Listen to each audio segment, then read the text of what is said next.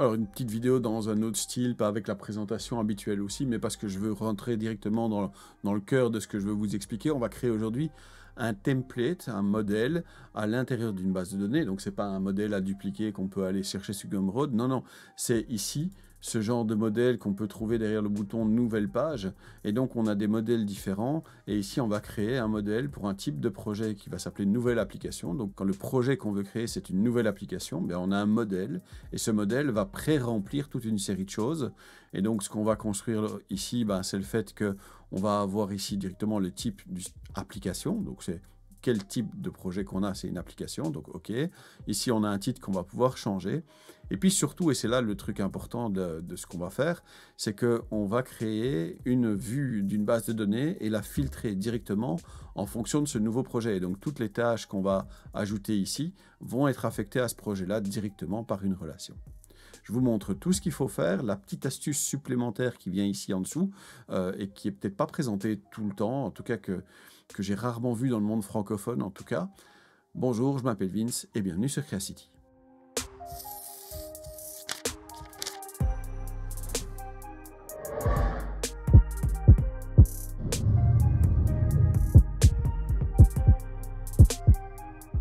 Alors avant qu'on commence, je vous demande encore une fois, si possible, de vous abonner, de faire sonner la cloche, de mettre un petit commentaire, ça c'est très important, un petit pouce. Ça aide toujours à ce que les vidéos soient propagées un peu partout sur Internet. Surtout que celle-ci, à mon avis, est plutôt intéressante, elle va intéresser plutôt pas mal de monde. Merci et on s'y met. Alors on va commencer assez vite. Je vais directement rentrer dans mon système PAC, le système d'efficience que j'ai développé pour gérer un petit peu toute ma vie personnelle et professionnelle.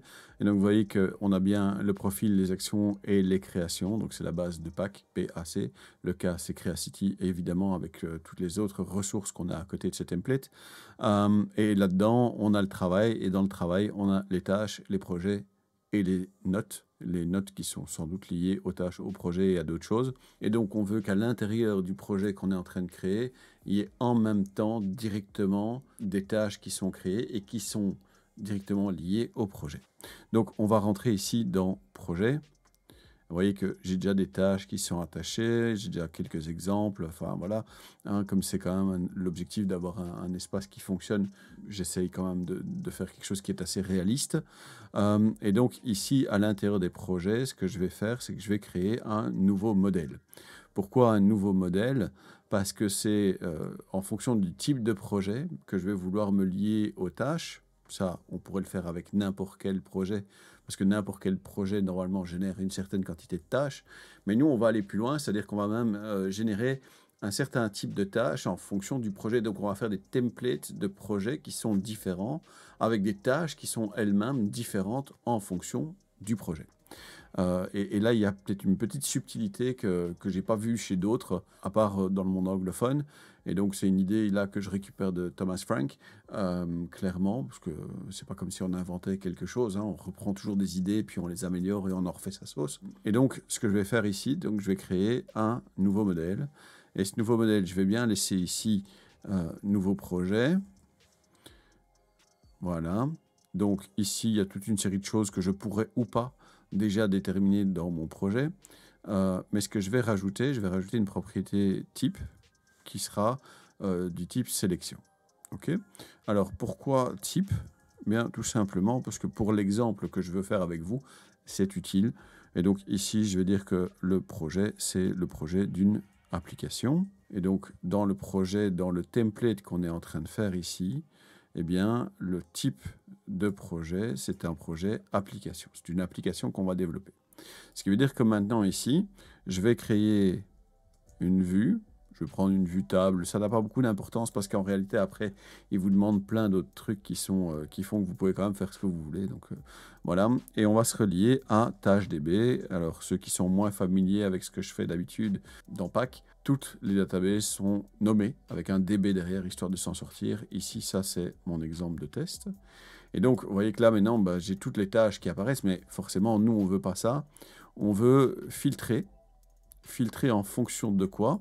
Je veux filtrer en fonction du projet et je vais choisir un nouveau projet, ce qui va créer une sorte de filtre autoréférencé, c'est-à-dire que le filtre appelle au nom de la page qui est ici au-dessus. Je vais ouvrir ça en grand pour avoir encore un peu plus de place. Et donc, mon filtre ici, simplement lie cette vue de la base de données à nouveau projet. Alors là, comme ça, déjà, c'est pas mal, ça fonctionne. Si je le lance, si j'utilise ce modèle, ça va fonctionner. Donc je vais faire retour ici, fermer ceci, venir ici et faire un nouveau projet. Mais alors, ce qui manque peut-être, ça je vais encore le rajouter vite fait, histoire que ce soit bien propre. Nouveau projet, c'est je vais mettre plutôt nouvelle application. Nouvelle application, puisque c'est un projet du type application. OK? Et donc, projet application, cool. Ce qui veut dire que maintenant ici, déjà, je peux rendre ce modèle et l'utiliser par défaut si je veux. Ce n'est pas encore nécessaire ici dans ce cas-ci. Mais si je lance une nouvelle application, il m'a bien pris ici tâche. Et si j'ajoute application Creacity, donc voilà, pour les formations par exemple, je peux mettre par exemple une échéance à ce projet, dire que je veux que ce projet soit fini le 31 octobre. Il reste donc 34 jours. Progrès, ben, c'est vide pour l'instant puisque forcément, on n'a pas encore rajouté de tâche. Et donc ici, je pourrais rajouter là-dedans une tâche pour l'application Creacity. On le voit bien, il est affiché là. Et donc je pourrais dire par exemple brainstorming qui est la première session, le premier moment là-dedans. Alors, ce qui est gênant dans cette histoire, ou ce qui n'est pas encore parfait, c'est que ben, tout simplement, si à chaque fois je dois retaper les mêmes tâches ici à l'intérieur et créer toutes ces tâches, voilà, vous pourriez me dire, eh ben, il faudrait simplement que tu crées toutes tes tâches et que tu fasses la même chose, mais tu crées déjà toutes tes tâches ici dans le modèle. Le problème, c'est que ça ne fonctionne pas. Ça ne fonctionne pas parce qu'il va se perdre un petit peu au niveau du template, c'est-à-dire qu'il va toujours se référencer à l'autre template quand même, et les tâches vont plus se mettre correctement. Et donc, il y a une petite astuce du Pervins qu'on va utiliser dans l'histoire. Et pour ça, ben, je vais sortir de ce projet. Donc déjà, OK, on a bien le projet qui est ici. Voilà, il est là. Et dans les tâches, toutes les tâches ici, parce qu'elles ne sont pas encore affectées, j'ai bien mon brainstorming qui est affecté à Creacity. Donc, de ce point de vue-là, ça fonctionne jusqu'ici. Mais on n'est pas encore là où on voudrait être. Ce qu'on voudrait maintenant... Ah oui, je vais peut-être juste effacer la tâche, parce que sinon on va avoir des doublons, ça va ressembler à rien. Donc je vais supprimer ici brainstorming. Et ici, dans projet, je vais supprimer mon application Creacity pour l'instant. On va la recréer dans quelques secondes. Hein. Et donc ici, en fait, ce que je vais faire, je vais modifier mon template nouvelle application. Et ce que je vais faire, c'est qu'au lieu de mettre les tâches ici dedans, parce que ça ne fonctionnerait pas, voilà, c'est pas parfait, mais ça ne fonctionnerait pas. Ce que je vais faire, c'est que je vais créer ici des lignes. Et donc, ici, je vais écrire brainstorming. Et puis, maquette. Je vais faire très simple. Hein. Base de données, bêta et lancement. On va faire très simple. Évidemment qu'il y a beaucoup d'autres étapes et qu'on pourra aller beaucoup plus loin, mais je suis un garçon simple, donc je fais des choses simples. OK ?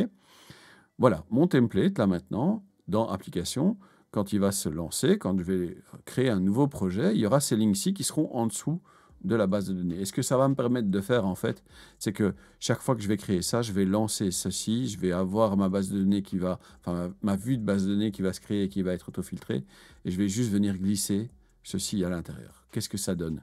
Eh bien, ça donne que maintenant, si je fais effectivement une nouvelle application, que j'appelle application Creacity, la date d'échéance, on va remettre la même date, je vais venir ici au 31. Voilà, il est en train de réfléchir, il est en train de tout créer, mais ça tourne là. Il barbote un petit peu dans la smoule là pour l'instant. Voilà, si j'ouvre en grand, ça fonctionne. Et donc maintenant, mon projet est bien filtré en fonction de application Creacity. Mes tâches, pardon, sont bien filtrées en fonction de ça. Et donc je vais prendre mes 5 lignes qui sont là et je vais simplement venir les glisser ici dedans. Je n'ai pas besoin de supprimer le tri pour l'instant. Voilà.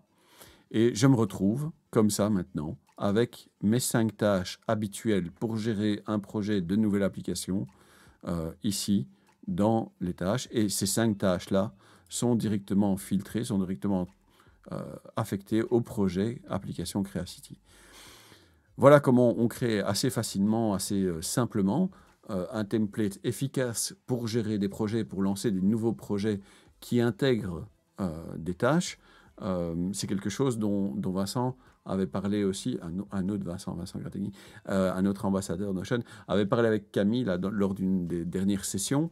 Moi, j'ajoute un petit peu cette histoire de rajouter d'office les tâches, ou de permettre en tout cas d'ajouter les tâches par type de projet.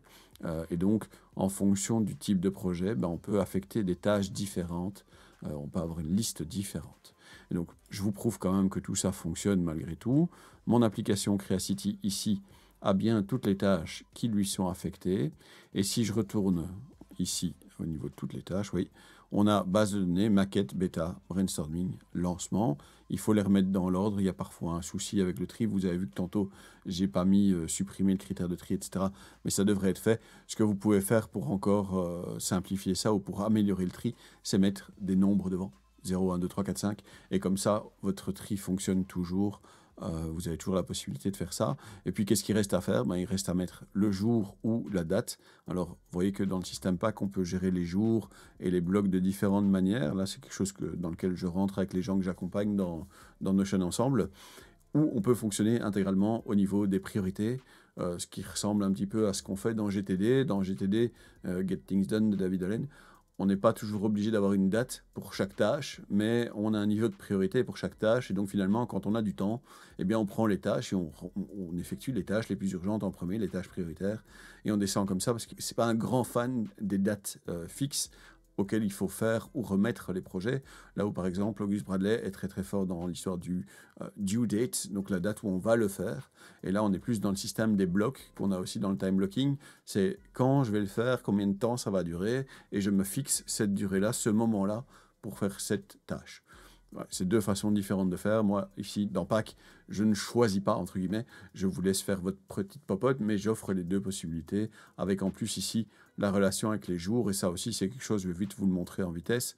C'est qu'au niveau du calendrier, dans le système, on a toutes les semaines, tous les jours, tous les mois, tous les trimestres, toutes les années, qui sont déjà représentés par des items de base de données. Donc ça veut dire qu'en fait, il y a 365 jours, et donc 365 items de base de données, et toutes les relations qui sont faites avec les semaines, les mois, les trimestres et les années dans le système Pack. C'est un modèle année complète qui est disponible gratuitement sur Creacity. Je suis en train de faire la version 2023, 2024, 2025. Je vais faire 3 ans en une fois cette fois-ci.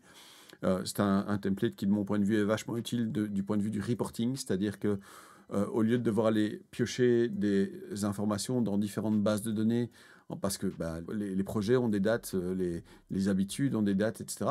Eh bien, si chaque tâche, chaque projet, chaque suivi, chaque rapport, chaque idée est liée à un jour qui est un item de base de données, derrière, pour faire le reporting, c'est beaucoup plus simple, et on peut récupérer pour un jour tout ce qui a été fait au niveau des tâches, des projets, etc.